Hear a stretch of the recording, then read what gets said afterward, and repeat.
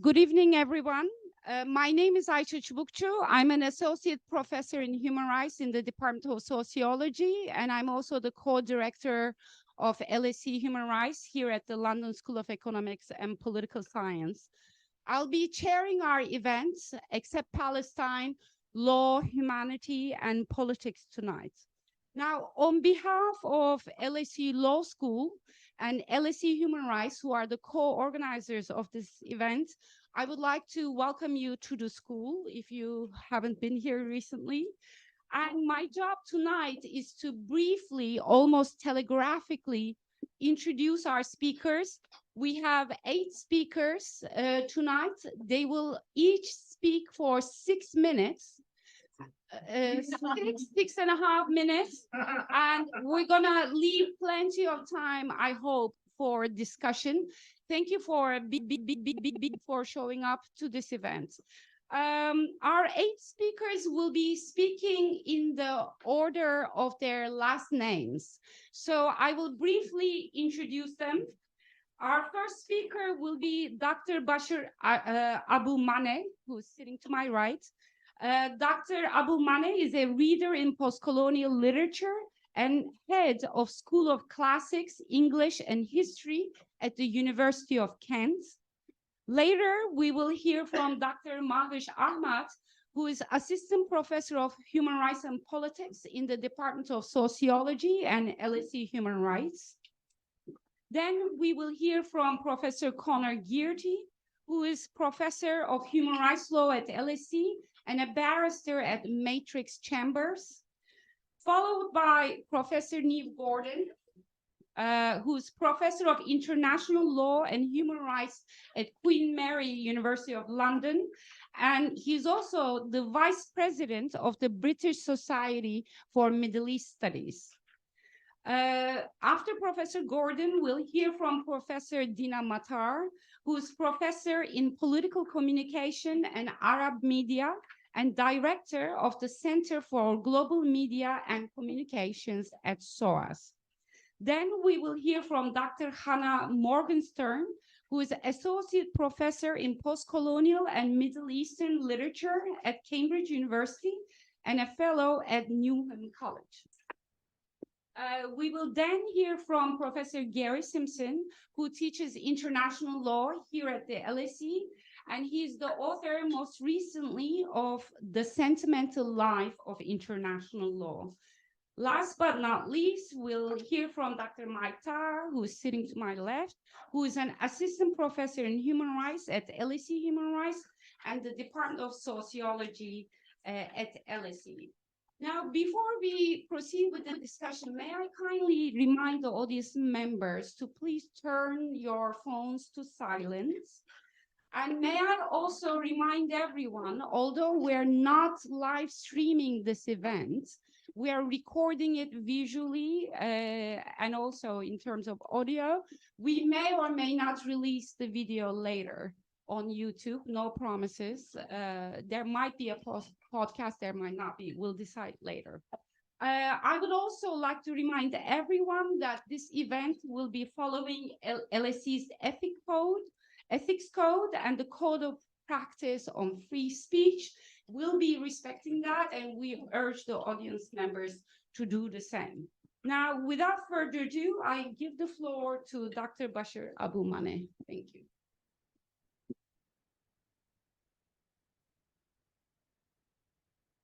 Thank you, Ayça. Thank you, Mahvish, for the invitation. It's nice to be here. Nice to be part of such a big panel. 8 is a good number. We'll cover everything. So I'm going to speak for 6.5 minutes because that's my allocated time. Hasn't begun yet, if you were wondering.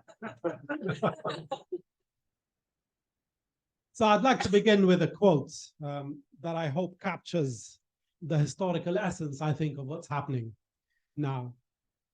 Back in 2016, the current finance minister, Bezalel Smotrich, said the following in an interview, a very famous interview now with Haaretz. I'm going to read this quote because I think it helps us to orient ourselves. When Yeshua ben Nun, the biblical prophet, he said, entered the land, he sent 3 messages to its inhabitants. Those who want to accept our rule will accept. Those who want to leave will leave. Those who want to fight will fight. The basis of his strategy, Smotrich explains, was that we are here, we have come, this is ours. Now, as 3 doors will be open, there is no 4th door. Those who want to leave, and there will be those who leave, I will help them, he said. When they have no hope and no vision, they will go, end of quote, as they did, in 1948, end of quote. So I doubt there's a clearer statement of, I think, Israel's extremist intention in the occupied territories. This is Jewish fundamentalism unleashed. It's both extensive and it's also expansive. It's internal to Israel. It's about changing Israel, but also with many external implications. So the aim of the state, according to this vision, is not just to create and sustain a Jewish minority, as it was before for Ben Gurion and that generation of founders, but to actively execute a policy in which everything in Israel belongs to the Jewish people.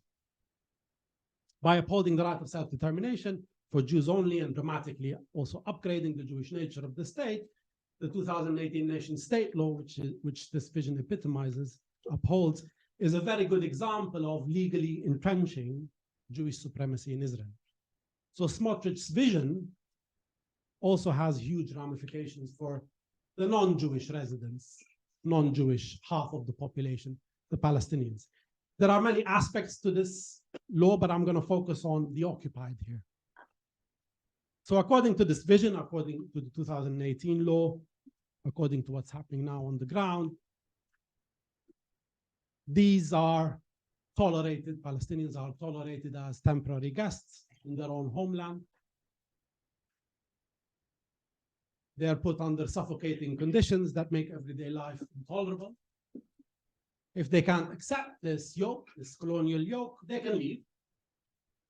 If they fight, even non-violently, they risk expulsion or dying as terrorists. The problem is that this vision now has become a pernicious reality. It now sits at the heart of the Israeli government. It fuels settler terrorism in the West Bank, fuels pogroms against the Palestinians in the West Bank, which we've been witnessing in the last year more and more. It drives this endless denigration of Palestinian existence. How can you describe it? What can you call it? I think there are many ways of calling this. There are many debates around this question. You can call it, I think, settler colonial occupation on steroids.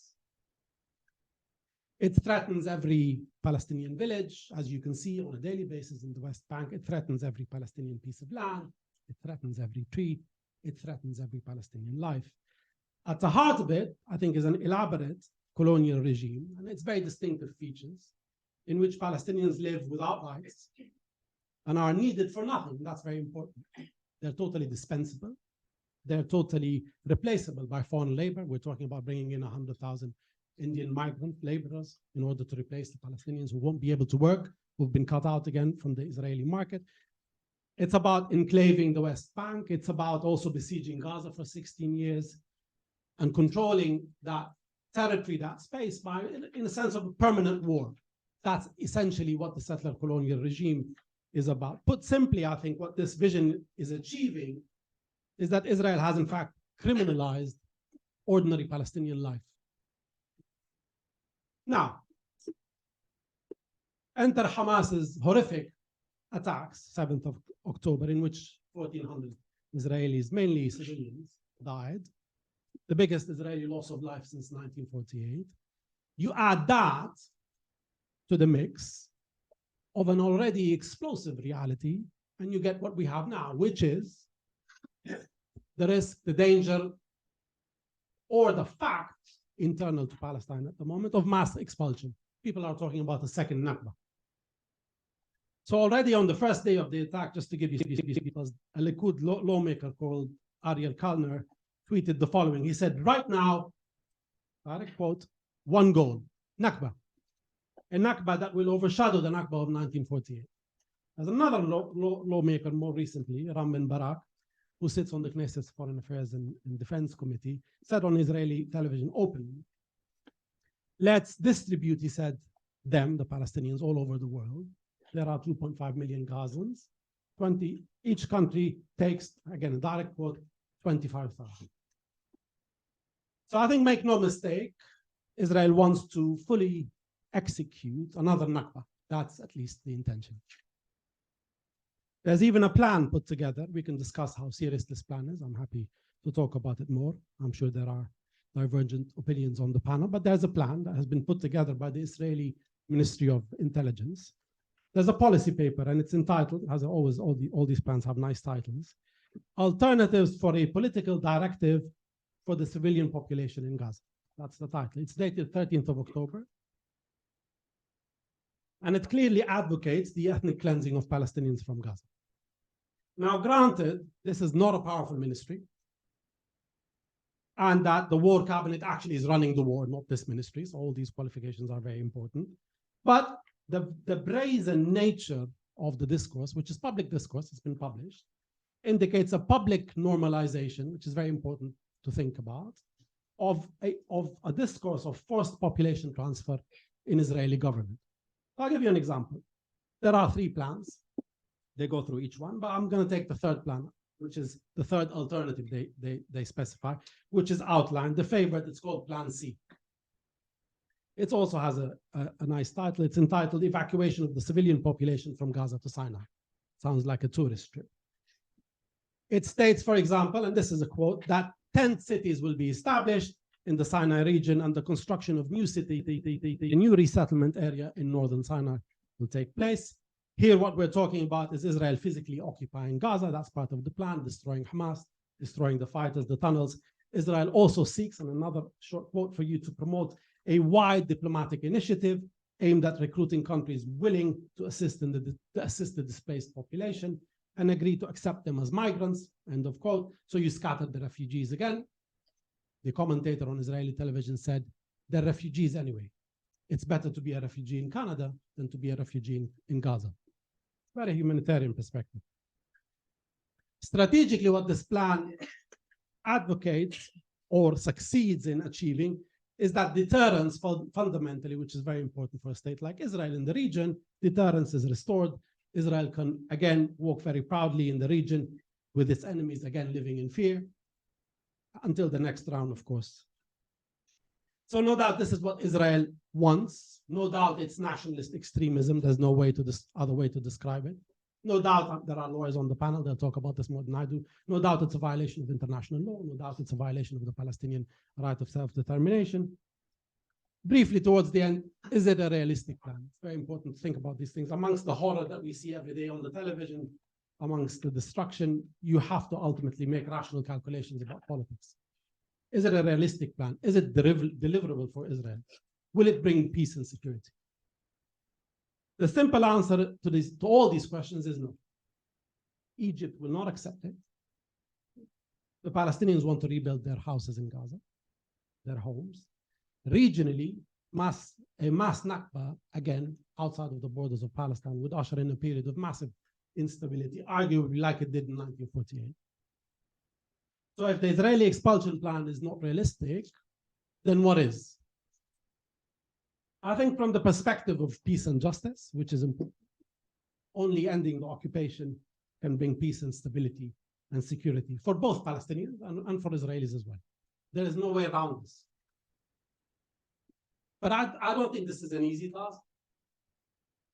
I think this is a huge task. It requires many prerequisites. It involves radical change in global Western policy, which is catastrophically just siding with Israel and giving it a blank check to quit war crimes right, left, and center. It involves responding to massive popular pressure that we see on the streets in Europe, in Washington, from below, holding Israel accountable to its illegal occupation. It's very clear that this war must end now. It cannot continue. Prolonging it simply empowers this Israeli colonial fantasy of what they think they can achieve. There are constraints and limits to what they can achieve. I'm going to end with a quote. Makes it neat to begin with a quote, we end with a quote. This is by a military strategist. His name is Anthony Collinsman. And he's been writing nearly weekly about the conflict, about the war on Gaza, and about what's been happening. This is the quote. He says, the real issue now is not how this war will end, but why it won't. escalating to nowhere is not a strategy. It is a disaster. Thank you.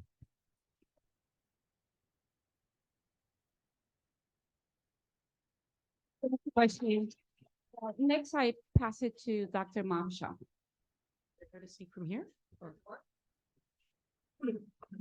Thank you. Thank you, Aisha. At times like this, it is imperative that we think and that we speak, that we demand an immediate ceasefire, immediate humanitarian aid, the release of thousands held illegally, an end to the occupation, an end to apartheid, an end to settler colonialism.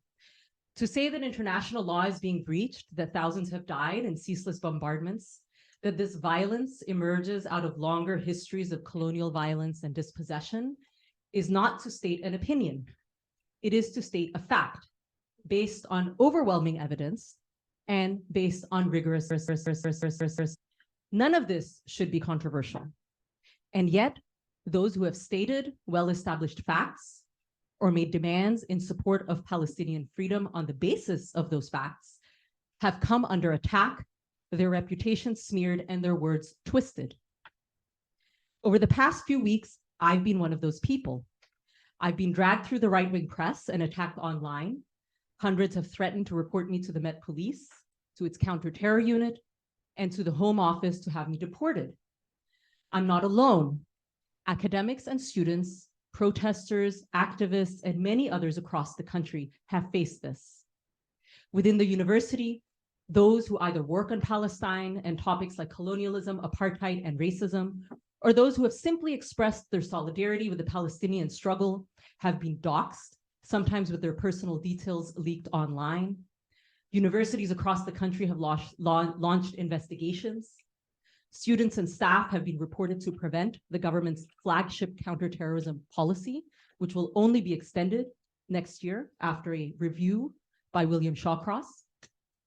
Some have had their visas revoked. Our purpose tonight is to talk about how Palestine constantly emerges as an exception to law, for instance, even an exception to humanity itself. Tonight, I'd like to talk about how Palestine emerges as an exception to values that are supposed to be central to our universities, to academic freedom and freedom of speech. Over the past few weeks, we've seen how the Home Secretary, the Secretary of State for Education, and the Secretary of State for Science, Innovation, and Technology have all tried to exert pressure on universities and other academic bodies to surveil academics and students speaking about Palestine.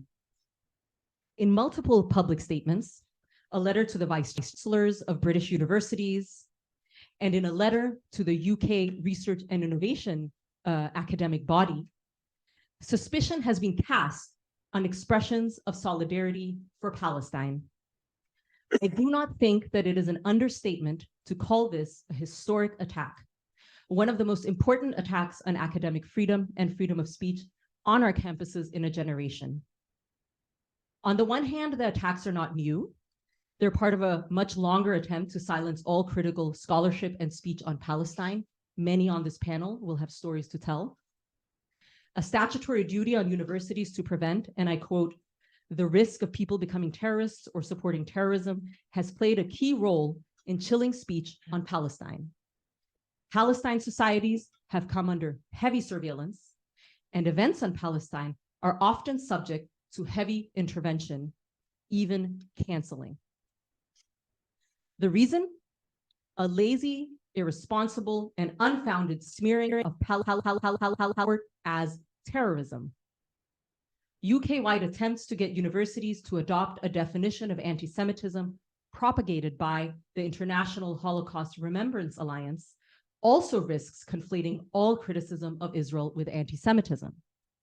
I'll leave it to Professor Gordon and Dr. Morgenstern on this panel, who both have much more extensive work on this definition, to say more about it later tonight. On the other hand, this attack on Palestine speech is part of a broader attack on critical scholarship.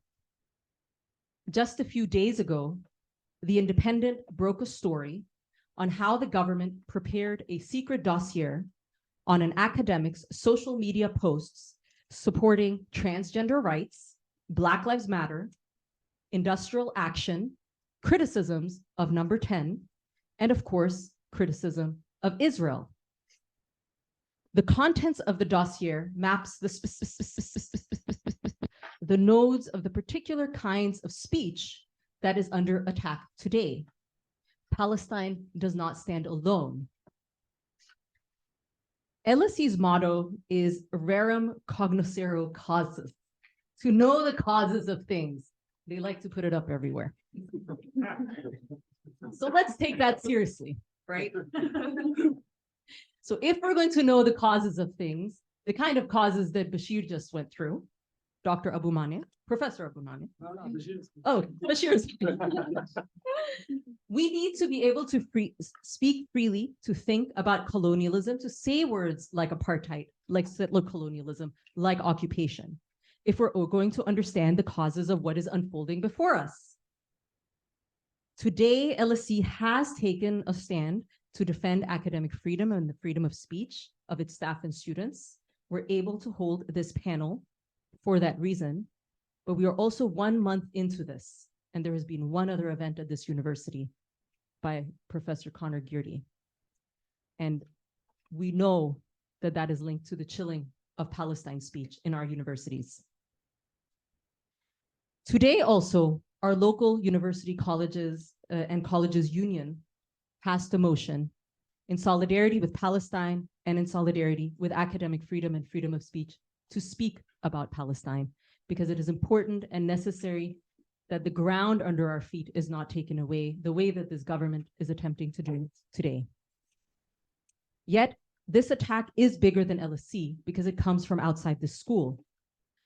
The extraordinary attack that we are witnessing tells you that while Palestine is not alone, Palestine is clearly and always has been a red line, the ultimate exception to how too many people in power define academic and free speech as everything except for Palestine. It reminds us that perhaps we need Palestine more than Palestine needs us. If Palestine cannot be free over there and over here, then we cannot be free.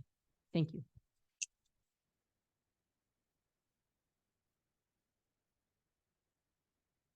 Thank you, Dr. Ahmad. Next, we have Professor Connor Gearty. Thank you. If you don't mind, I'll just kind of stop. Thank you very much. That was fantastic. Those two were amazing. Let me say, I did organize this event. It was a straightforward event, not this one, the other one, about just information about information law, in international law. And the number of people who said, that's very courageous. It was very interesting. There was nothing courageous about it. It was just laying out the facts. And I've got an article coming out in a magazine called The Tablet, little plug for a wonderful Catholic newspaper. And the editor, in accepting my article, said, "Dear courageous Connor." So it's really odd. Anyway, I normally have a lot of jokes, but I haven't got the time. So I have to make a joke about not having jokes. I think I'm going to follow your style. The 6 minutes kicks off now.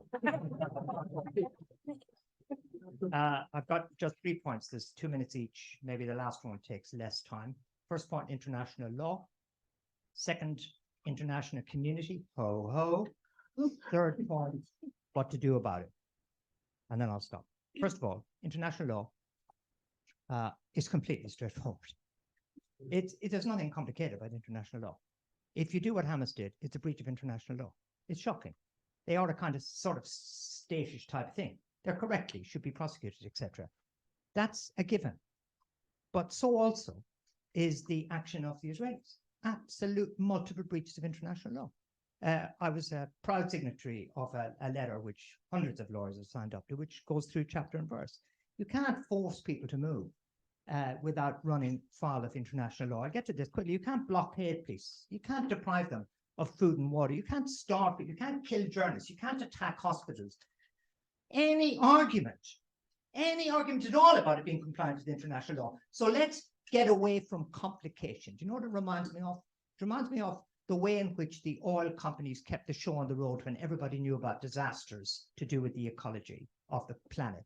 And it reminds me of the way in which the tobacco people kept poisoning on the road long after they all knew it was disaster. complicate, have little research groups, fool some people into writing letters to the newspaper saying that the right of self-defense is like the right of individual self-defense. Did you know that the Irish had a constitutional claim on Northern Ireland until after the Good Friday Agreement?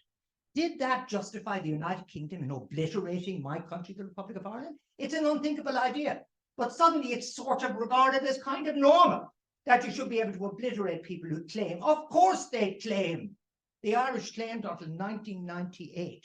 Just imagine if Ukraine was being subjected to what Gaza is being subjected to. Just imagine. And here's one. If the Tutsis had done to the Hutus had done to the Tutsis in Rwanda what is being done to the people of Gaza, would we have had intellectuals engaging in the complex international law aspect, or would we not? Just try, for those of you who are bedazzled by the potentiality for an argument here that makes sense. Collateral damage equals civilian deaths, proportionality, and then most extraordinary of all, linked to that remarkable document, which is easy to access and should be read, Plan C. The game is to force Egypt to have, guess what? An international law duty to take the refugees. Unbelievably, if the Reverend Dr. Ian Paisley had had his way, there would have been ethnic cleansing, as we then didn't call it in Ireland.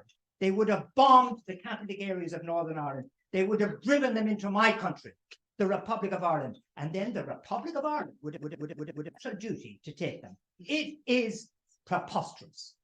Why does it happen? It happens because people feel the need to protect themselves from truth. They feel the need not to be honest. There's an honesty about those who say we don't give a damn about human rights. We don't give a damn about international law. We think the Palestinians are subhuman. We don't care. There's an honesty to that. But that people with liberal inclinations who nevertheless support what, not Israel, support what the Israeli authorities are now doing, feel this desperate urge to reconcile it with their liberal conscience. They have to do what a man who sat and lectured in this room for many years did, a Jewish intellectual called Stan Cohen, who went to live in Israel and came back and wrote a book called States of Denial. It is a precise explanation of what's happening at the moment. It is an explanation of how people persuade themselves not to see. And he did it from his experience in South Africa and his experiences in Israel, and he ran the Center for the Study of Human Rights. End of the international law section, about 2 minutes and 10 seconds. The international community. Taking your own time. Barracking like that takes out of my valuable 12 minutes. This is what I say in the article that's coming out briefly. International community, what a joke. International community.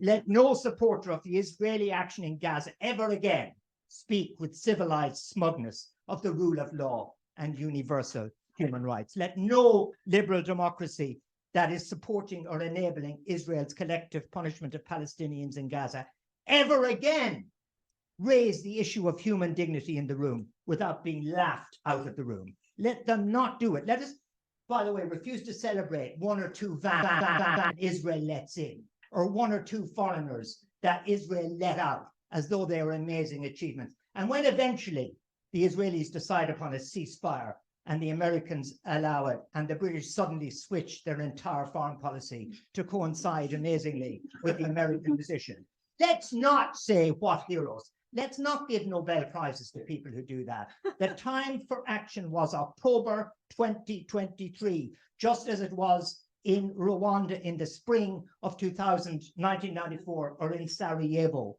in the first months of its siege. Those were the times for action, and it hasn't happened. I think what we heard from those two presenters, I'm coming to the end because the last bit's very quick. It's very quick. We have heard something important, which is about this changing point in world history. It's really, really dramatic. There's pressure for us all to persuade ourselves that there are subhumans. It's a colonial mentality that is re-emerging. And it's a colonial mentality that permits us to make sure we don't meet refugees or asylum seekers. that permits us not to have to engage with persons of color, that allows us to engage in our state of denial. And if we are not careful, what Israel are doing in Gaza, together with what some elements in the Italian state are doing to refugees and what absurd mediocrities in government in this country are doing or want to do to refugees, will become normal. And in your lifetime, you will vaguely remember there was a time when there was something called universal human rights. And there was a time when there was something called international law. But now they're just things that the refugees wave under our noses to try and persuade us to take them. Be careful. What can we do about it? I mentioned the Catholic club. The Pope called for a ceasefire. The Roman Church was not great when it was crusading in the direction of the Middle East. Not its finest point. So I'm not making any big point about their anti-colonial policy. They have no land now, and they are jolly good on this. The UN Secretary General has been surprisingly good, because he mentioned that it didn't all start on the 7th of October. That is an horrific thing for Israel to hear, but he said it. The international human rights crowd exist, rapporteurs, special reporters, and there is a genuine international community which is not any longer dominated by the United States of America. And so we need to build relations across faiths, across human rights groups, across rule of law groups. And we need to draw people in from the colonial north. And Ireland, my country, I'm proud to say, is not, and is one of the very few European countries that has not supported Israel. We need to build alliances and don't waste time with the Bidens and the Starmers, my friend Keir Starmer. Don't waste time.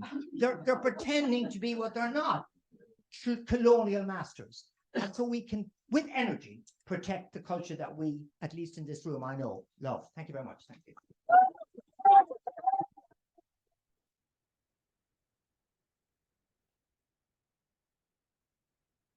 Thank you very much. Now, Professor Neve Gordon. Thank you. I'm not going to talk about academic freedom, but I'll be happy to answer. I'm the chair of the Committee on Academic Freedom at Bristmas, and I've been dealing with this for the past 4 weeks now. But I'm going to disagree with the previous speaker. And the difference, I liked a lot of what he said, but while Connor is a believer in the law, I don't believe in the law. And so I'm going to talk to you for 5 minutes about human shields, because human shields is now probably one of the major tropes of what is going on, and one of the mechanism of the justification of violence, of lethal violence.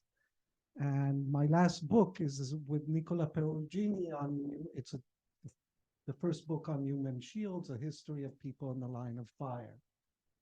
And basically, what we see is a massive discourse of human shields now in Gaza. And the reason we see it, I think it's twofold. One is that a lot of the war Israel's carrying out on Gaza is urban warfare.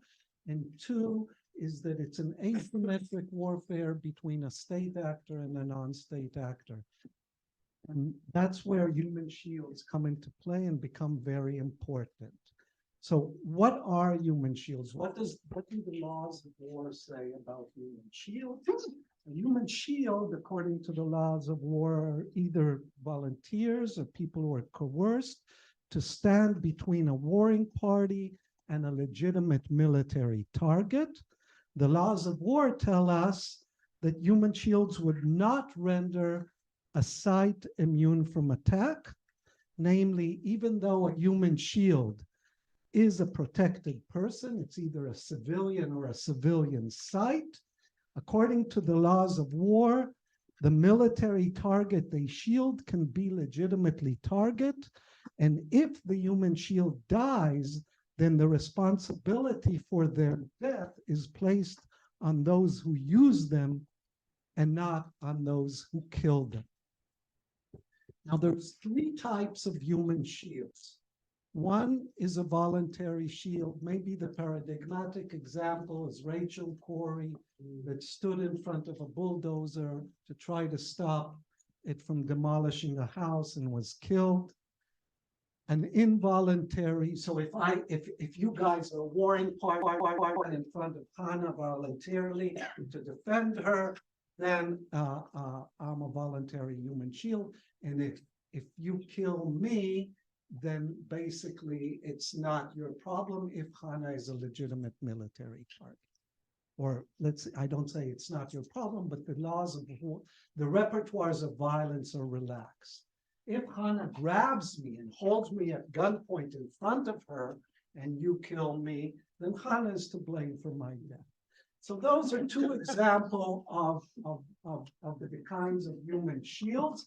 And of course, the hostages that Hamas took are involuntary human shields, and they're using them both as bargaining chips to get the release of Palestinian prisoners in Israel, but they're also using them as a defense against Israeli attacks.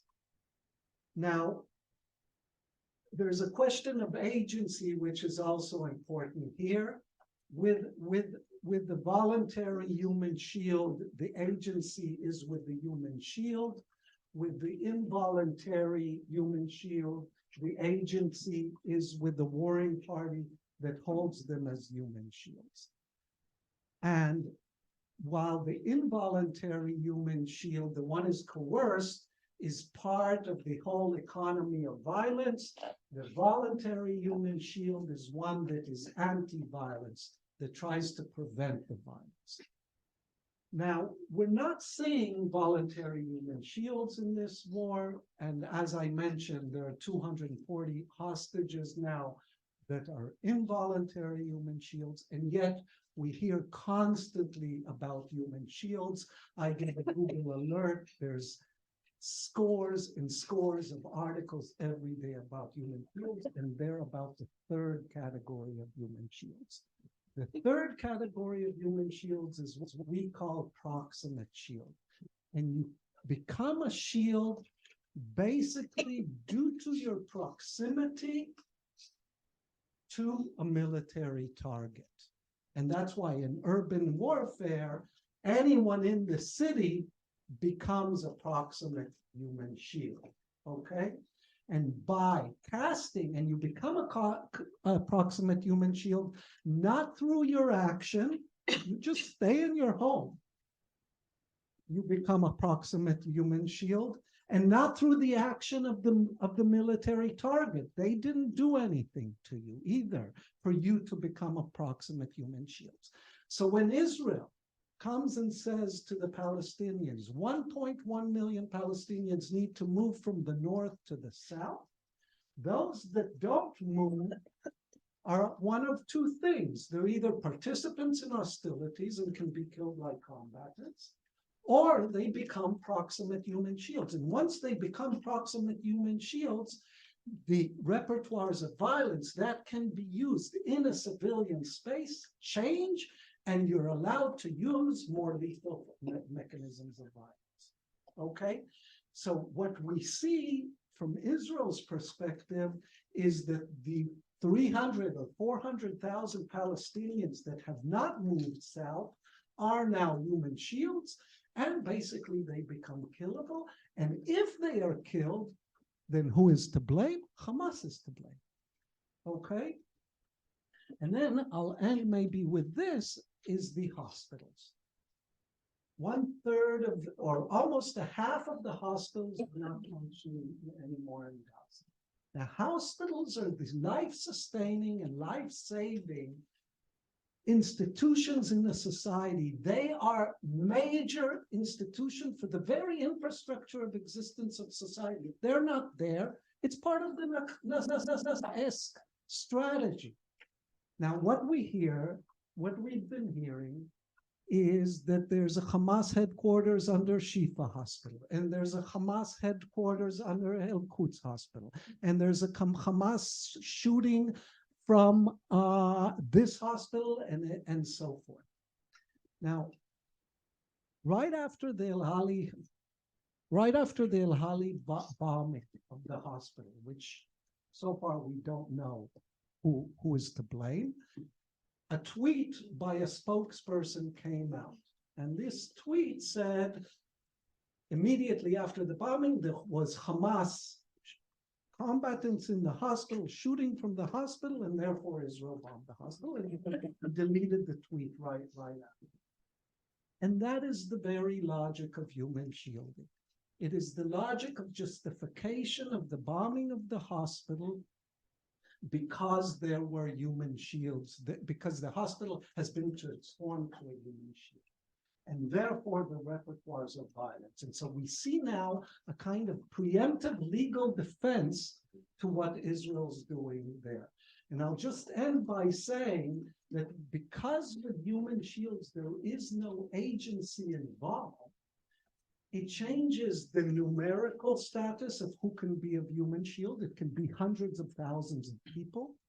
It changes the spatial claim about human shields, whereas with voluntary and involuntary, it's about a space between me and a military target, while the proximate shields can be everywhere.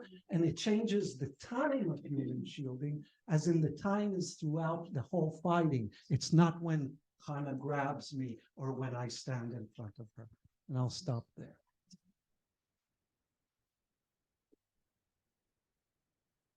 Very much for recording. Next, we have Professor Dina. Thank you so much. So I'm going to talk as, well, of course, as a Palestinian, as a scholar. But I also want to say that I worked as a journalist and before I became an academic. And I'm pleased that I have such wonderful speakers before me, and I hope I can be as eloquent as they are. But I can see that the idea of language and narrative does matter in this conflict. And this is what I want to talk about here today. And I hope, please tell me if I'm more than my time is. I want to suggest in this talk at the beginning from the outset that the idea of Palestine as an exception is a form of anti-Palestinian racism. And that we need to really think about it in those terms in the current period. And I want to say that this anti-Palestinian racism has intensified in different discursive practices in the language since the 7th of October. And these have taken different forms. One is the targeted, language, genocidal language used by Israeli officials and army personnel, along with a vicious Israeli PR campaign that really started in different ways and different tactics in social media and different media platforms from the beginning. And this language aimed at dehumanizing Palestinians and legitimizing Israel's spectacles and plans. And the second thing is that the mainstream Western media, and I'm talking about mainstream meaning the large mainstream organizations such as the BBC, and you have probably seen all the debates around that, they have also played a role in legitimizing this narrative. Through the exclusion of Palestinian voices, the repetition without challenging of Israelis' anti-Palestinian racist rhetoric, the substantive silencing of progressive voices, and the exclusion of the historical context. The Israeli war, and third, the Israeli war practices aimed at silencing ordinary Palestinian voices. And this is really a very important point, which I think very few people have talked about, which is disconnecting communication networks.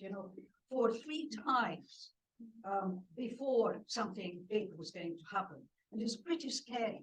Can you imagine not having the ability to look at your phone and connect to someone else and just to say hello or something like that? And I think this, if we think about that as a way of kind of taking away the right to communicate as human rights, and this is a human right that Article 19 talked about as the right of every individual or community to have its stories and views heard. In addition to this, we have had practices of killing the right to memory.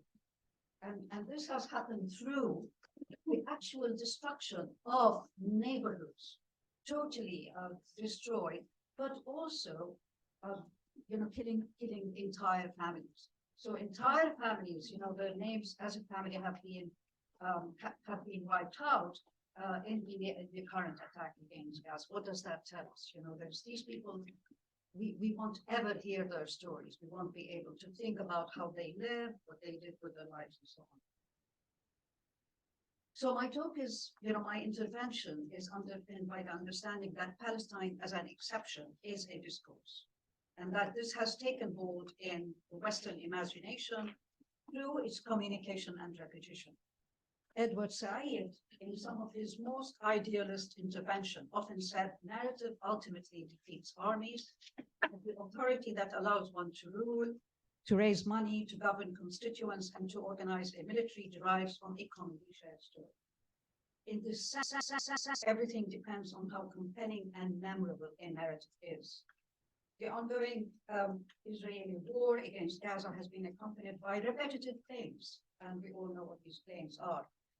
That Israel's claim, that kind of try and legitimize Israel's claims, its right to exist, and often using biblical terms that resonate with the supporters and with the intended audience. Now, one of the key things about this war is that unlike other genocidal wars, and you mentioned Rwanda, which is really important to think about, is that this war is taking place and is being witnessed in social media platforms. Past genocides, past wars, each uniquely horrific in its own way, occurred when modes of communication were different, distances passed, and killings occurred out of sight, and most people could only shrug their shoulders with indifference. In this case, Israeli claims and actions are communicated live and repeated in the gory details on social media platforms and television, and therefore accessible to all. But I suppose it is only accessed for those who are prepared to see and to hear and to fear. So, of course, as someone who works on communication and so on, we also look into the structural inequalities of social media platforms, algorithmic bias, misinformation, and so on, which I cannot go into details. And of course, these practices have raised moral dilemmas and ethical dilemmas for people who work as journalists, witnessing and then trying to talk about what they're saying in the media. And we've heard of stories of BBC staff crying in bathrooms and, kind of falling out with colleagues. And we have heard of people who have been fired from their jobs. So in a sense, this type of freedom of expression is not only affecting us academics and scholars and would-be scholars like yourselves, but it's also affecting, journalists who are, trying to cover the story. And we cannot forget that a large number of Palestinian journalists have been killed in this. The bigger issue for us in Western, living in Western states is the failure to represent a wide diversity of views, particularly when the historical context is evoked or ignored, or when it comes to reporting on the huge demonstrations in the UK designed to show solidarity with the Palestinians. So obviously I'm horrified, but I'm not surprised because media representations and media coverage of Israel-Palestine has often been seen to be biased towards Israel and has repeated the Israeli narrative. And we have evidence of that in the scholarship. But I also want to go back to this idea of normalization, which came, I think, through Neve's talk, which is normalizing violence, normalizing the condition of constant, constant war and so on, which has been the case in reporting and thinking about Palestine and Israel in this case. So, to comprehensively discuss the multiple debates around the constructed exceptionality of Palestine and the Palestinians in the media is beyond the remit of this discussion. But what we agree on in the scholarship is that the media are to a certain extent implicated in the ways we come to understand the world as a web of narratives in which power and knowledge are part of one system. This said, as scholars teachers, activists, and researchers. And in the midst, I mean, obviously it's all very good and grim, is that in the midst of the bleakest moment for Palestinians, and I think we can agree that is the case, it's a very bleak moment. We can still ask what Gaza can tell us about the history that continue to shape what it means to be a Palestinian and to be a human. Even in the incredible monstrous attacks that wiped 4 families at one go, we see images of people practically in rags, helping each other, cooking together, sharing mattresses, and helping the wounded and the bereaved, underlining the Palestinian will to life and to survive, even as destruction is waged against them.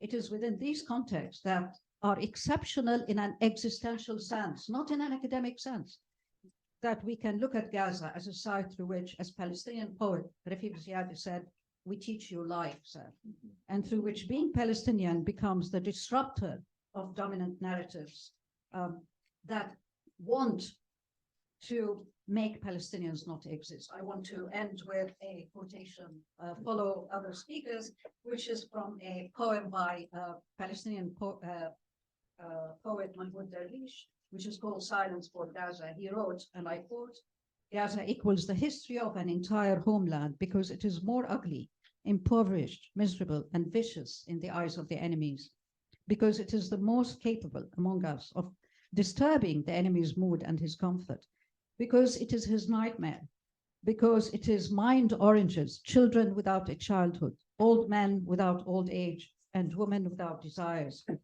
Because of all this, it is the most beautiful, the purest, and richest among us, and the one most worthy to love." Thank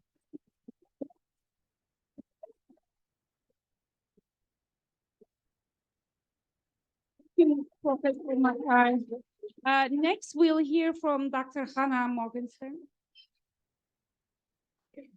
Hello. So I'm going to have to warn you that this isn't really an academic talk. I tried to write an academic talk, but the level of the feelings of complicity and crisis that I've been feeling, and the kind of level of implication as a Jew and as a citizen of Israel, have made the mask of academic objectivity slip. So this is more of a reflection and some discussion on questions of Jewish identity and anti-Semitism in this context, as well as left activism. I've spent most of my career teaching and writing about Palestinians and Jews who organized together against colonialism and apartheid, and especially against the separation that structures these interlocking systems. It's always been my understanding that one of the pillars that upholds Israeli colonialism is the myth that Arabs and Jews are locked in some tribal, ethnic, immemorial ethnic conflict, that Palestinians and Muslims are inherently anti-Semitic, and therefore Jews in Israel are inherently unsafe. In fact, we grew up with the idea that after the Holocaust, to which my family lost our extended family, no Jew is ever safe living amongst non-Jews. That is why Jews need our own exclusive state and our own military. This trauma needed working through and healing, but instead it was instrumentalized. First, it was enforced by British and Zionist colonial separation, both physical and psychic, of Arab and Jew. And then it was calcified by Israeli right-wing logic of division and Jewish supremacy.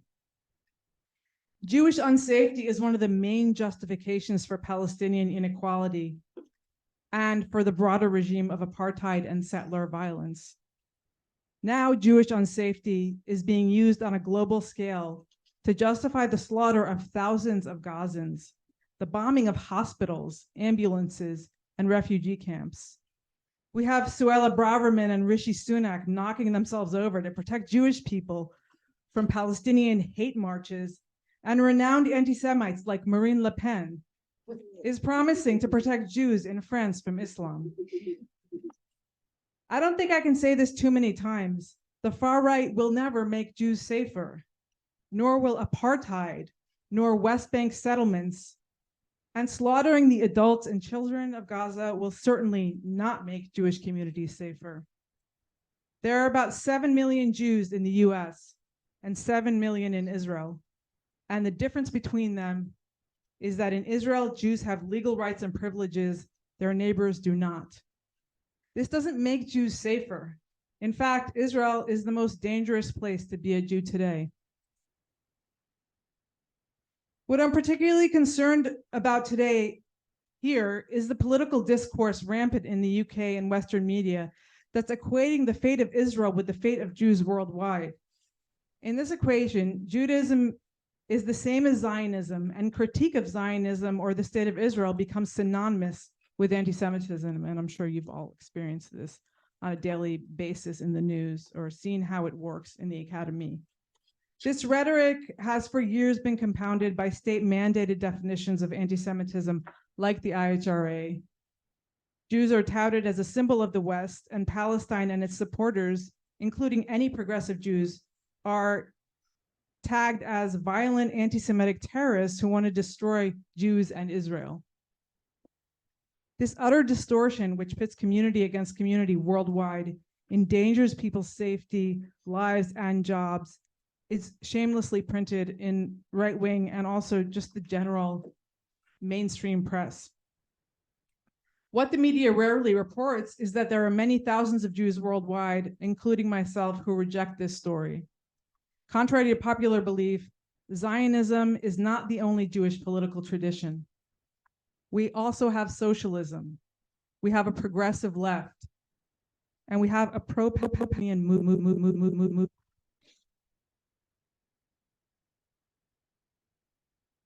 As we speak right now, hundreds of Jews are taking over the Statue of Liberty in New York's Ellis Island, calling for a ceasefire. Last week, they occupied Penn Station, and the week before that, the US Congress. In London, every Palestine march has a marching Jewish contingent, in addition to scores of protests organized in common with Palestinians and specifically by Jewish organizations like Na'amod.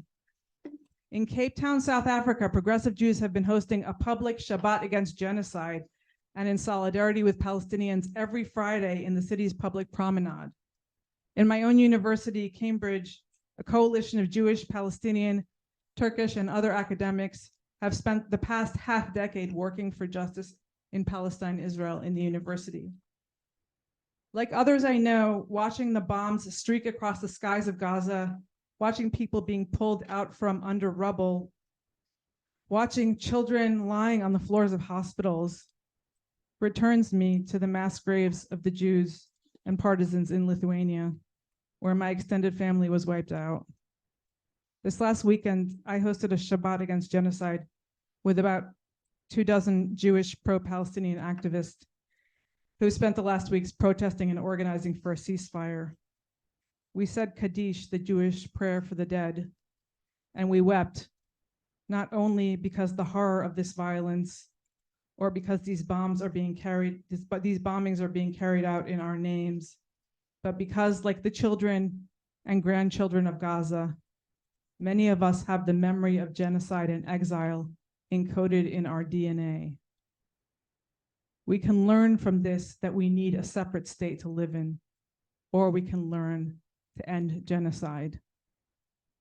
I will not be made to be afraid of Palestinians, nor afraid of Muslims, because we are only safe in this world when we are in it together, when we stand together, working together for a better world.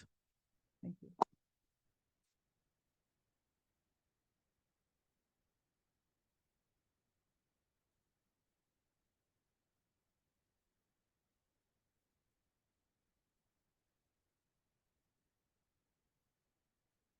Thank you. Thank you very much for that. Next, I turn to Professor Gary Simpson. Well, thank you, Aicha, for organizing this. And at the end of each presentation tonight, Connor has turned to me and said, wow. And I can only endorse that. And I was especially moved by the last speaker. So in 2003, Elliot Weinberger wrote a series of essays in the London Review of Books called Things I Heard About Iraq. It was a kind of bricolage, an attempt to hear other people speak and ask the reader to think about what these various moments of speech meant and what the juxtaposition of them might mean for us. And I thought I'd do something similar tonight with Gaza. As you'll realize quite quickly, not all of these comments actually directly come from or arise from the Gaza conflict, but I think they have a lot of relevance. So I'm going to start. I'm going to name each of these sort of vignettes so that we understand where we're going. So number one, in keeping with your title, is called Norm and Exception. And here are the quotes. Attacks against civilian infrastructure, especially electricity, are war crimes. Cutting off men, women, children from water, electricity, and heating. These are acts of pure terror, and we have to call it as such. Ursula von der Leyen on Russian airstrikes in Ukraine, November 2022. There is only one possible response, new quote. Europe stands with, and Israel has a right to defend itself. In fact, it has a duty to defend its people. And I know that how Israel responds will show that it is a democracy. Ursula von der Leyen, October 14th, 2023. 2. Democracies. We democracies distinguish ourselves from terrorists by striving for a different standard, even when it is difficult. Anthony Blinken, November 2023. 3. Terrorism. Honorary members will have learned with horror of the brutal and murderous crime committed yesterday in Israel. Of all the outrages which have occurred in Palestine, and there have been many, this is the worst. By this insane act of terrorism, 93 innocent people have been killed or are missing in the ruins. Prime Minister Clement Attlee on the King David Hotel bombing, July 1946. 4. In the heat of the moment, when a war crime is not a war crime. The Overseas Operations Bill UK 2021. This act introduces measures which require that the uniquely challenging context of overseas military operations and the exceptional demands and stresses to which Her Majesty's forces are subject on such operations are to be taken into account in legal proceedings arising from historical overseas operations. Number of prosecutions of UK personnel for war crimes since 2001. 1. 5. History as the realm of recurrence and repetition.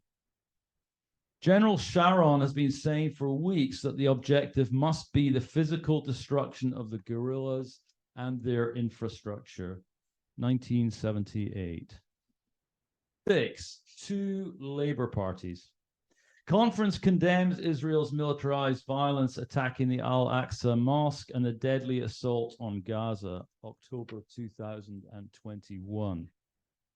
The attack on October the 7th had no cause other than bloodshed. Keir Starmer, October 16, 2023.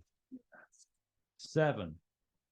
In retrospect, and I quote, in retrospect, I think we should have pulled Hamas into a dialogue. I think that's where I would have been in retrospect.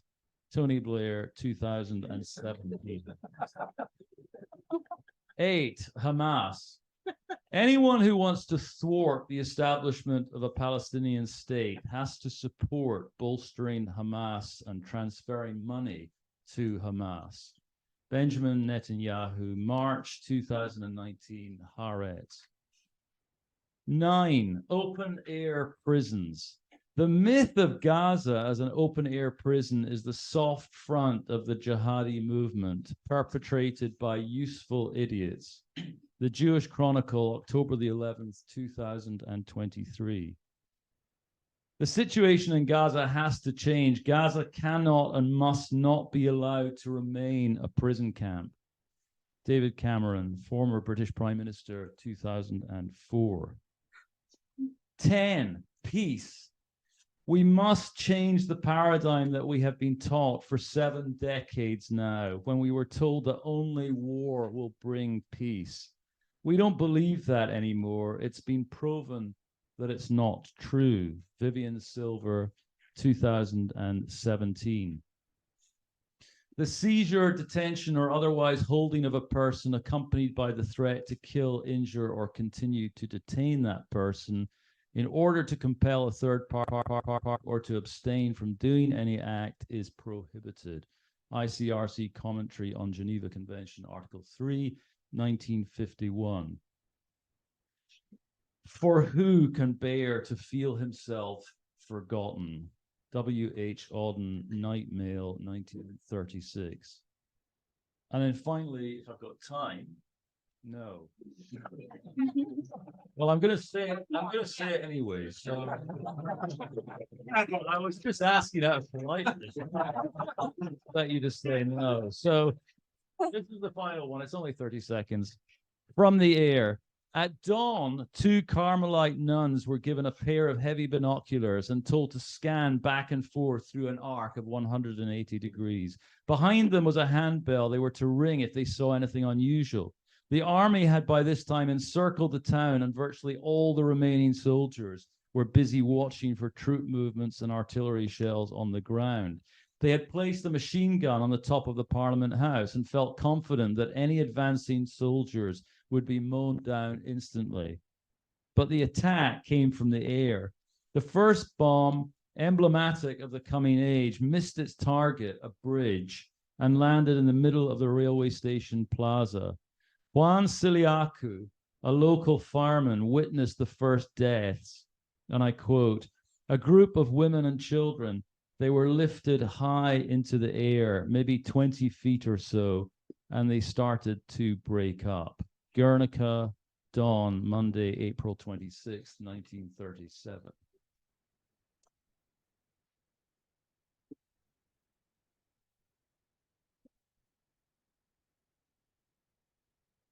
Thank you, Professor Simpson. Last but not least, we're going to hear from Dr. Mai Taha. Thank you. So today, while our hearts are with the Gazans who are currently subjected to a genocide as the world is literally watching, I want to speak about Palestine as a whole.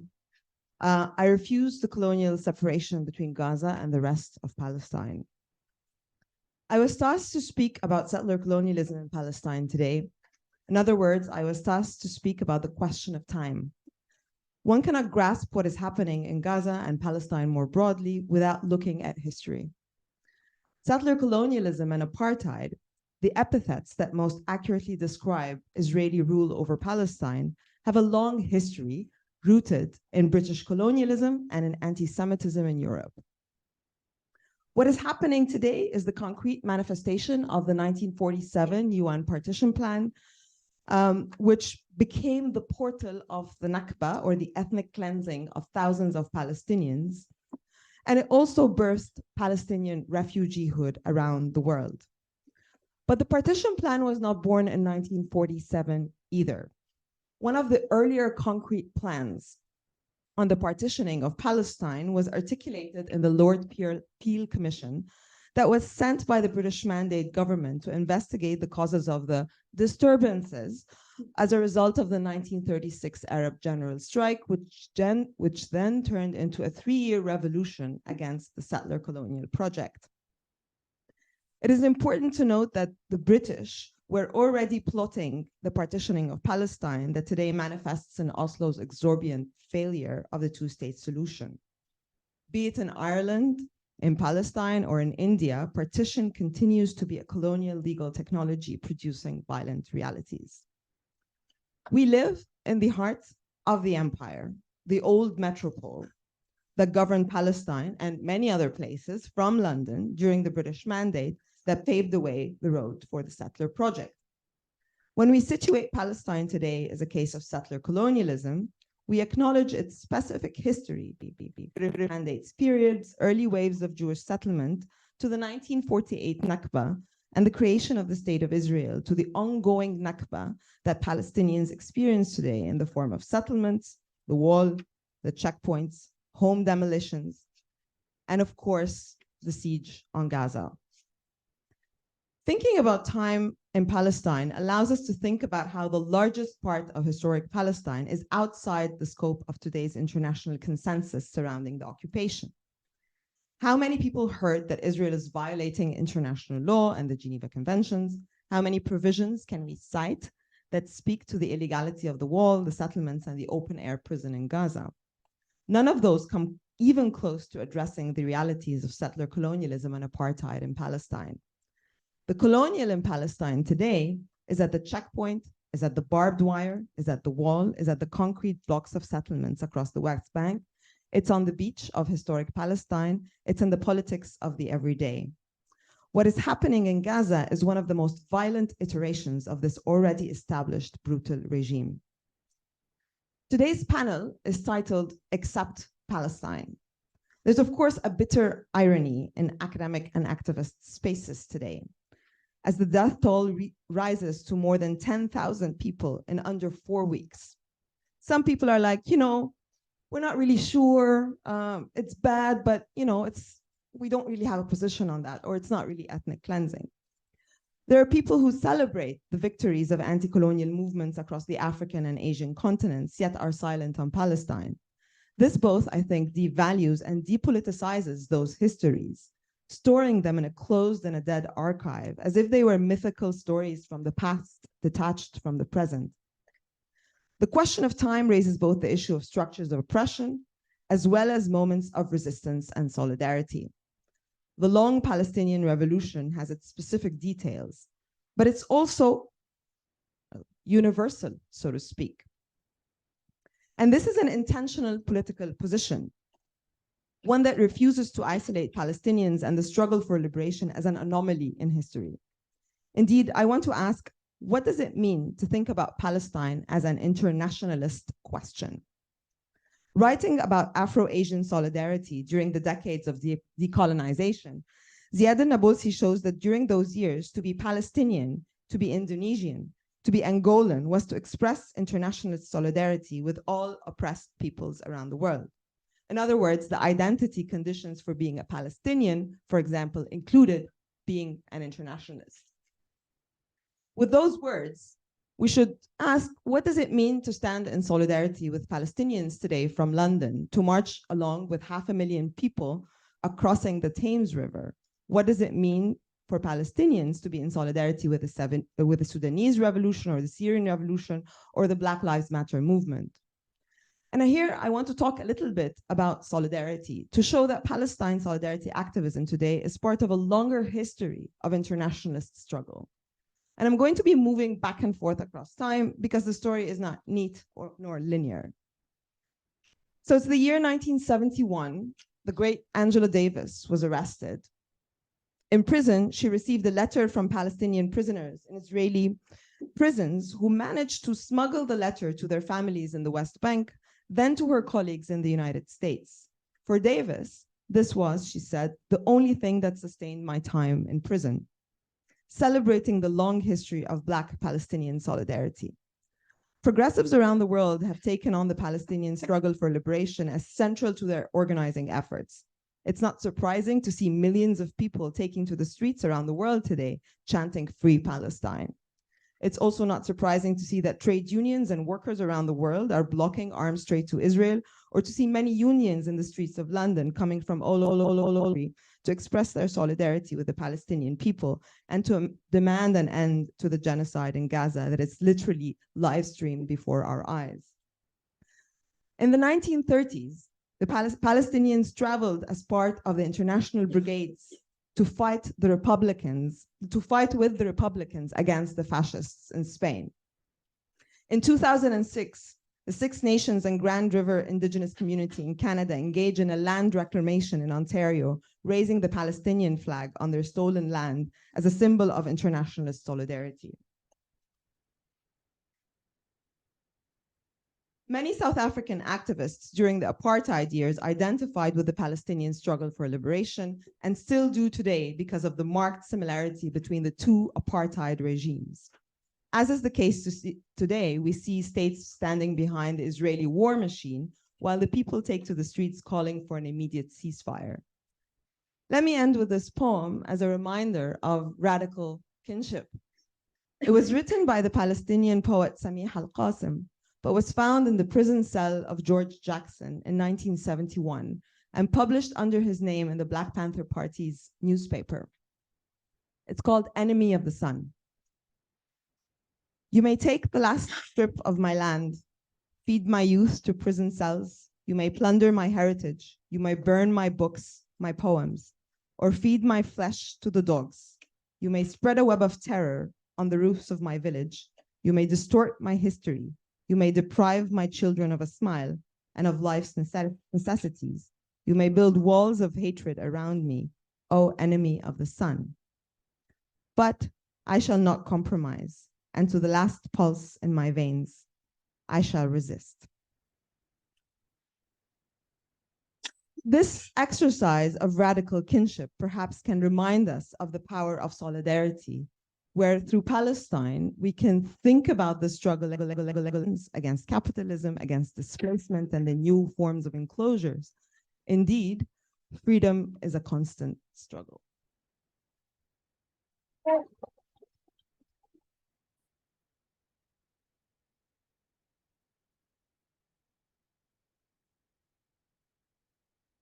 Thank you, our wonderful, thoughtful speakers. We have a lot to discuss, but only 7 minutes left. And I'm very glad I didn't do my own 6 minutes, which I decided not to do at the last minute because we would have had 1 minute. But I would like to take a few questions. Comments are okay as well, but if you have directed questions to any one of our speakers. I saw that hand first in the middle. Thank you. Yeah. Thank you. You hear me? Yeah. Yeah. I wanted to know what the panel think about the rhetoric around anything against Israel being anti-Semitism. Is that a kind of epistemic violence against Jewish people who might criticize their own state? Is the question clear, or would you like a repetition? Do you mind repeating that? That's a very subtle question. So I want to know, does the panel think that there's a kind of epistemic violence in the way the rhetoric is around anyone criticizing Israel being anti-Semitic, as there's so many Jewish people who are criticizing? Okay, thank you very much for that question. I saw that a hand all the way back there. Yeah. Thank you so much, and thank you to the panel. So my name is David Kershaw. I'm Dean of the Law School here, a colleague of my wonderful two colleagues there, Gary and Connor. I sort of got an institutional comment and a stroke question. The institutional comment goes, I'm sorry, I was sitting on the floor, so I couldn't see who said it, but the institutional comment is about why we haven't had events and why this is, I think, the second event, which is fabulous that we're holding this event. And I just wanted to say that, you know, when after October the 7th, we did think really hard about having events, and we wanted to have them. The LSE is a place where we have conversation, right? We want to bring people together to talk. But it was hard initially. You know, people were directly affected in terrible ways on both sides of the conflict. So we were really worried about that. But I think we'll see lots more events going forward. Now, to that events going forward. So I love Connor. He's one of my favorite colleagues. Even it's Gary sitting next to But on his comments, I find myself in quite strong disagreement about complexity. I think as social scientists, and as we try to teach you guys to be social scientists, it's all about complexity. I don't see anything in the world that I know that isn't complex. And what we want to teach you to do as social scientists is to see everything from every angle, to take it from every angle, to think about it from the position of other people that don't agree with you, to pull it apart, to question it. It's so complex. And when I talk to Jewish students who have family in Israel, when I talk to students who have family in Gaza, I see nothing here but complexity. And I think if we don't embrace that complexity, we end up having conversations with ourselves in echo chambers. And so the question I have for the panel is, need to move this forward, and the universities are a place to have conversations to move things forward. How can we generate conversations in universities at LSE that enable us to help in some small way to move things forward? Thank you very much. I heard a lot of complexities myself, but yeah. Well, thank you for the talk. Just a quick question. The UK, European Union, and your set the rates and support to the State of Israel. My question is, what are the prospects of accountability and perhaps a tribunal for war crimes, crimes against humanity, and genocide, both those who aid and abet and sponsor? Thank you. One more. I put one hand there.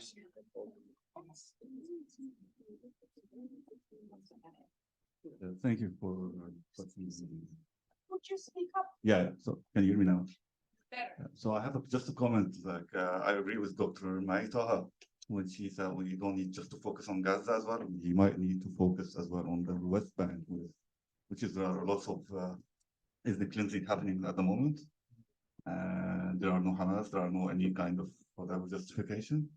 In the meantime, I do agree with Dr. Bashir about the right for self-determination. There's a very amazing documentary. It's called The Wanted 18.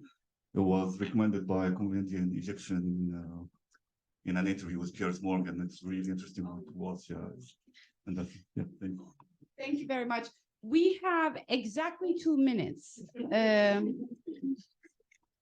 Do you want to take more? Okay. Is there anybody else? I saw you, and then we're concluding. We have to be out of here at 8. Yeah. I'll try and make it quick. I've attended all the pro-Palestinian marches, and nothing could be further from the truth that they exhibit any kind of hate marching. The phrase "from the river to the sea, Palestine will be free" has been heavily weaponized by government. Having done some homework myself, I can't see the offensive nature of it, but I'll be incredibly interested from the panel to do some positioning around that and making it comfortable for people and not feel they're being anti-Semitic. Thank you. Thank you. And here, yes. Thank you. Thank you. I had a question specifically for Dr. Matal, which is regarding how you said media, Western media contributes to the Israeli narrative. I was just keeping in mind your words also on the relationship between power and truth. What has been contributing to and maintaining like the Palestinian narrative, especially like since 1947, not just the narrative of like survival and resistance, but also return to Palestine. Thank you. Oh, yes. Final word, and then I'll turn to the panel for spontaneous responses to anything that's been said. Unscripted. I guess I was really touched by what you said about language, and I was thinking about what you said about not separating Palestine as Gaza and the West Bank, East Jerusalem, but also thinking about the diaspora and the diaspora's efforts in articulating language and remembering and the right to memory. I was just wondering if you could speak about that and kind of diasporas and how it links there to language and memory.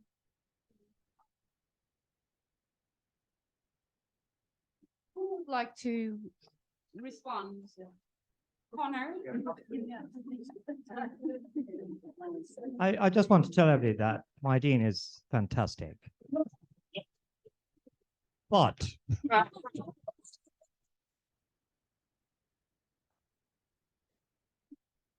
of course, David's right, but I would distinguish between the complexity that explains the situation we're in and the actions that are taken in that situation. And we all know that when the admirable, I have to say, admirable Secretary General of the United Nations tried to introduce some element of context and complexity, he was immediately accused of being anti-Semitic.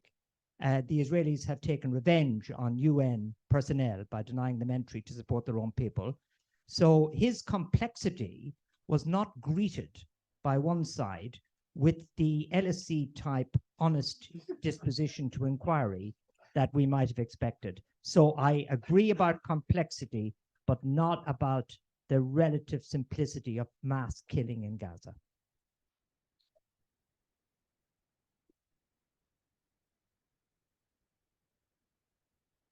I'd like to say your dean seems like a very wonderful man. Another bot. But I was the one who I just want to make a very short comment about the events. I do think we need to address at LSE and at our universities the self-censorship and the chilling around Palestine speech. It was not just because of a concern about, the various people, who, of course, were affected by the horrible things that are happening. There is chilling and there is self-censorship in our universities, and we need to address that head on.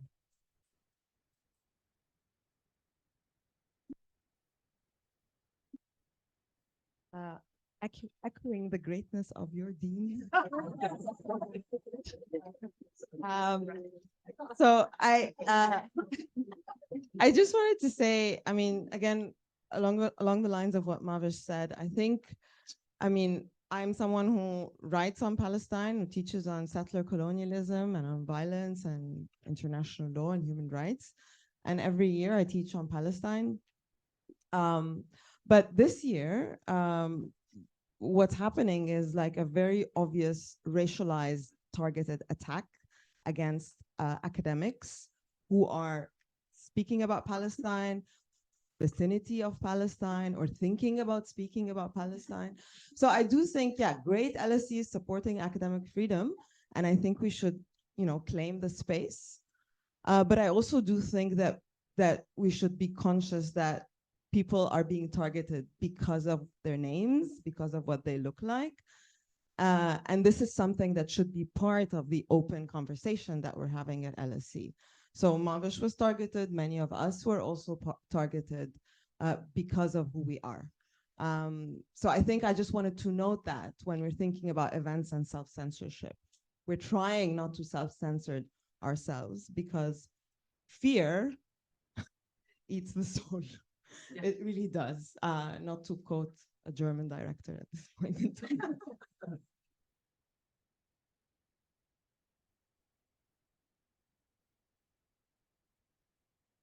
So I think the only way of dealing with complexity is unleashing open discourse, academic discourse about this. There's no way. Shutting down discourse does not deal with the question of complexity. You need to be able to empower your academics, your students, to think about very complicated, very difficult situations like Israel-Palestine, and you can't do that if you wait a month into a war which looks like a genocidal war. You have to be able to talk about it from day one, however difficult it is. That's what universities are for. So I would like to hold you accountable for the university mission in unleashing and empowering your academics to speak about difficult topics and to allow students who are learning about these topics to make mistakes. Everyone makes mistakes. Everyone makes discursive mistakes. We have to learn in public and we have to learn together about this. So complexity is about responsibility of academic managers in helping people talk about these things. The reality, the slogan you talked about, we can spend time talking about the Palestinian national movements and the slogans. I just want to twist your question and talk about the reality that we have in Israel-Palestine now. There's only state in Israel-Palestine. This is the one state, Israeli one state solution. There's one Jewish sovereign that governs all of Israel-Palestine. Israel spent months and years saying it doesn't occupy Gaza, and then one day it switched off the electricity in Gaza. You can only switch off the electricity in Gaza of a place that you occupy. So this is the reality. People are worried about discourse and what people say and policing each other. Great, let's worry about discourse, let's keep it legal. I'm all for legality. But we also have to worry about the reality. That the reality on the ground is that you have one sovereign who is absolutely oppressive and excluding nearly half of the population from any rights across Israel-Palestine. And that question has to be resolved rather than us worrying constantly about what is said and who's being offended and what. I want to worry about that. I believe in absolutely legal discourse around the question of Palestine, but I also want a lot of weight to be given, much more weight to be given to the reality on the ground.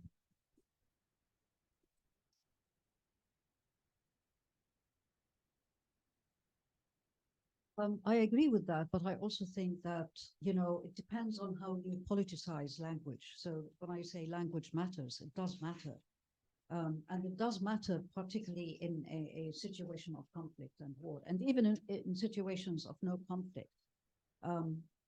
Language matters. It kind of creates a perspective. It is intended to create a perspective. So for me, narrative and its communication are co-constituted. You know, sort of you cannot understand language without it being communicated in different ways. And this is what I meant by, you know, the fact that cutting, and again, that speaks to what Bashir just said about the occupier.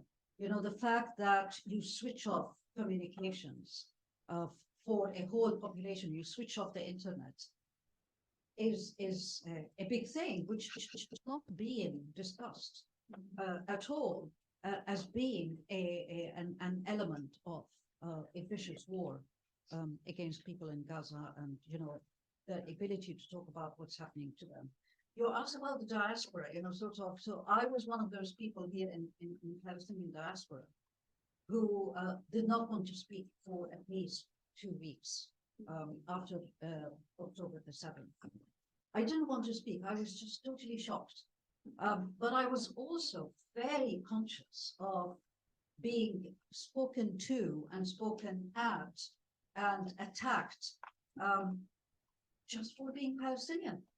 And I didn't really want to put myself in that position. I knew exactly how, let us say, if a journalist, you know, all these media outfits called us to talk, you know, give your idea, give your explanation, you know, what is happening.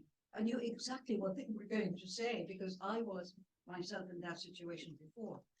But I think for Palestinians in diaspora, it's a very difficult situation because of this anti-Semitism thing, which is now going to be extended, I'm really sure, to the fact that contextualizing whatever is happening, giving the history and talking about the history will be also considered anti-Semitic. And I think this is something that we need to fight as a community together, not only Palestinians, but we need to fight as scholars, as, you know, people living in a country that is supposedly democratic and open. I hope I answered your question.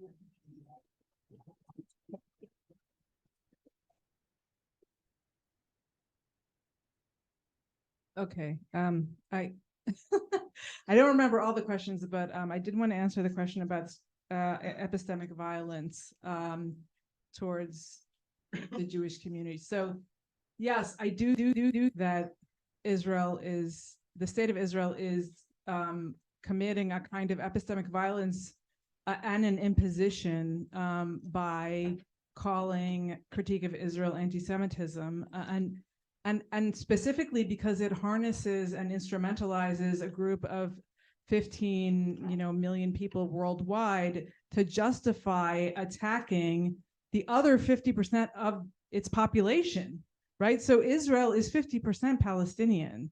I mean, if you look at the entire territory. So essentially they're using a global diaspora, religious and cultural diaspora, to justify attacking and killing half of their population.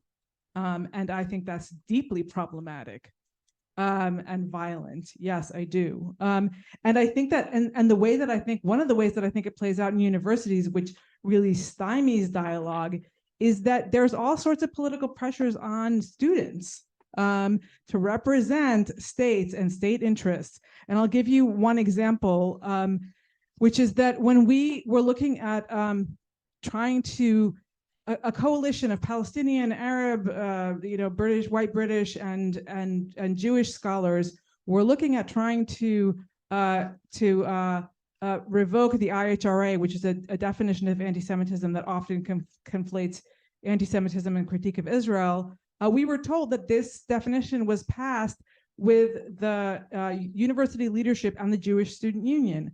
And I ask you, why is the Jewish Student Union, why are they the people whose responsibility it is to decide on the entire university? That is too much pressure to put on students. It's not fair, and it creates a lot of like serious breaches of interest and problems. So that's just one example, and I think in that sense, you know, if you have people holding that much power who are students over the entire university community vis-a-vis some kind of a, you know, proxy states, things like that, that creates a lot of problems in actually having real symmetrical democratic conversations.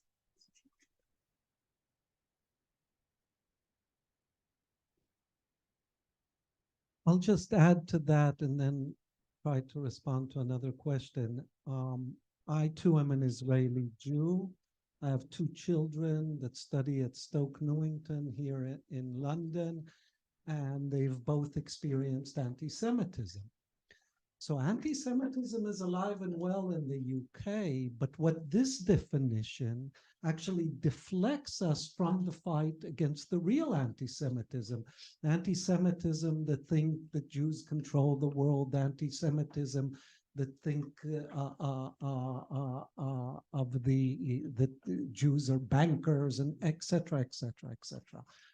And it takes away from that fight. It's a kind of cry wolf that we have to, and a kind of, and it silences. It's part of this whole conversation about silencing Palestinians and pro-Palestinian activists about the basic rights of Palestinians and their struggle for liberation. So we need to make a distinction, and we need to realize that anti-Semitism is out there. It's real, but at the same time, we have to see how it has been weaponized by the state of Israel in order to kind of stop any kind of critique of its policies that we see where they're leading us and what they're doing now. And I want to maybe finalize with the question of accountability here. And I mean, it's a long answer, but the short answer is that the laws of war are the master's tools. There's the tools that created by states in an imperial situation, and in situation of state and non-state fighters, the laws of war will almost always benefit the state. And we need to learn from Audre Lorde. We're not going to dismantle the house with the master's tools, right? And so we need to think of them not as tools that can be used in the court of law. I don't believe that this is a tool in the court, but they can be used in the court of public opinion. We can't, like Connor did in the beginning, I think here, he used them in the court of public opinion in the best way that they can be used. And that's very important. And that's how we need to use them. But to think that they are a tool of liberation and emancipation, that's a fiction. And I'll end with that.